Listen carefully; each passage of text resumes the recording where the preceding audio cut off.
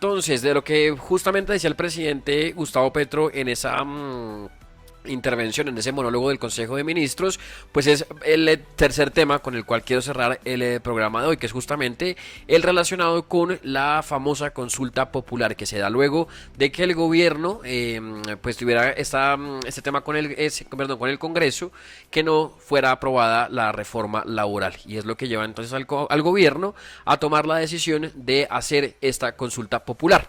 Hay que recordar que hace unas semanas también Armando Benedetti, el ministro del Interior, había anunciado la creación de una plataforma digital para que la gente, para que los ciudadanos pudieran entrar a escribir o a sugerir preguntas para que pudieran también hablar con los senadores, convencerlos de apoyar la consulta. La semana pasada el mismo Ministerio del Interior dio a conocer que se habían recibido más de 20.000 preguntas por parte de los colombianos y que ellos iban a analizar si de esas alguna funcionaba para incluirla dentro de la consulta. El caso es que ayer el gobierno presentó oficialmente ya las 12 preguntas que harán parte de esta consulta popular, como lo anunció justamente el ministro del Interior Armando Benedetti y el ministro de Trabajo Antonio Sanguino, que presentaron ayer estas preguntas de la consulta popular. Y dice aquí la iniciativa que incluye elementos claves de la propuesta de reforma laboral. Así que antes de ir con las preguntas, para leerlas también rápidamente y para revisarlas, pues esto es lo que decían los ministros de Trabajo y el ministro del Interior ayer durante la presentación oficial, digamos, o en público, de estas 12 preguntas que harán parte de esta consulta. Como lo dijo el señor presidente de la República, hoy se están presentando las 12 preguntas que se van a radicar el 1 de mayo en el Día del Trabajador en el Senado de la República. ¿Cómo empezó todo este proceso? Porque no hay que olvidarlo. Como nunca antes en la historia del Congreso de la República, unas personas que no tenían que firmar la ponencia, la firmaron e hicieron mayoría para que no hubiera debate en la Comisión Séptima del Senado. Con la misma presidenta que ahorita está torpedeando la salud, pero ahorita voy para allá. Entonces todo empieza porque unas personas que no tenían que firmar la ponencia la firman negando el debate como nunca antes se había visto en el Congreso de la República. Ese día el presidente de la República decide irnos al pueblo a hacer una consulta sobre el tema de la reforma laboral. Hay una sentencia, la 180 la 180 del 94, que dice que cuando hay un conflicto entre el legislativo y el ejecutivo, dirime una consulta. Entonces, ojo con esto, porque hay mucha gente que dice que es ilegal e infantilmente he escuchado a algunas personas que dicen que ha habido presiones por parte del gobierno al Senado de la República. No ha habido ninguna presión. Se está ejerciendo lo que es el mecanismo de participación ciudadana, que es lo que realmente ama la democracia. Las marchas, los votos, los pedimentos del pueblo para participar, las urnas, las pancartas, eso es lo que ama realmente la democracia.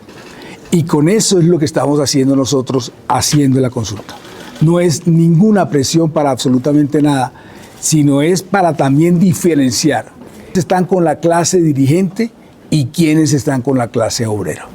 Es así de sencillo ese punto. Como lo dijo el señor presidente de la República hoy. Es entonces lo que ha mencionado, o lo que menciona Armando Benedetti, es entonces la presentación de las 12 preguntas de la consulta popular que irán entonces o serán radicadas este 1 de mayo, Día del Trabajo, en compañía del presidente Gustavo Petro. De este punto, y para entonces también revisarlas rápidamente y como último tema de este programa del día de hoy, simplemente revisar las preguntas. que han realizado y que será entonces lo que la gente saldrá a votar en esta consulta, y en caso de lograr el umbral y los votos necesarios, pues entonces se haría efectiva esta reforma, ya que pues no se pudo hacer por las vías normales, digamos, que son las del Congreso. Entonces, las preguntas que incluye esta consulta, o que va a incluir esta consulta popular, son las siguientes. La primera: ¿está de acuerdo con que el trabajo de día dure máximo 8 horas y sea entre las 6 de la mañana y las 6 p.m.? Todas son de sí o no, por supuesto. Entonces, la segunda: ¿está de acuerdo con que se pague con un recargo del 100% del trabajo en día de descanso dominical o festivo? La tercera: ¿está de acuerdo con que las micro, pequeñas y medianas empresas productivas, preferentemente asociativas, reciban tasas preferenciales e incentivos para sus proyectos productivos? ¿Sí o no? La cuarta: ¿está de acuerdo con que las personas puedan tener los permisos necesarios, tratamientos médicos y licencias por periodos menstruales incapacitantes? La quinta pregunta que incluye esta consulta es la siguiente: ¿está de acuerdo en que las empresas deban contratar al menos 2 personas con discapacidad por cada 100 trabajadores? La sexta: ¿está de acuerdo con que los jóvenes aprendices del SENA e instituciones similares tengan un contrato laboral? La séptima: ¿está de acuerdo está de acuerdo que las personas trabajadoras en plataformas de reparto acuerden su tipo de contrato y se les garantice el pago de seguridad social?